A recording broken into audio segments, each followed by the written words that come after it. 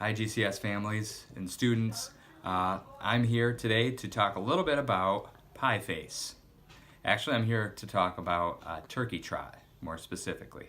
As many of you know, packets for the Turkey Trot fundraiser went out last week, and you hopefully have had a chance to see that at home. But it's coming up next week, Friday. So starting November 2, we're asking students to do the at-home challenge to walk and to find people to pledge. We're looking for a minimum of $50 for each student to find pledges for as we walk at home and do a walk here at school next Friday. Our actual turkey trot will be Friday, November 9. And in your packets, you'll have the information on the different times that we'll be out there walking.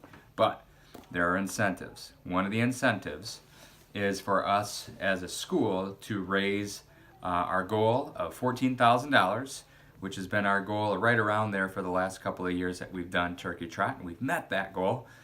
One of the incentives for us is a chance to see me and other staff members get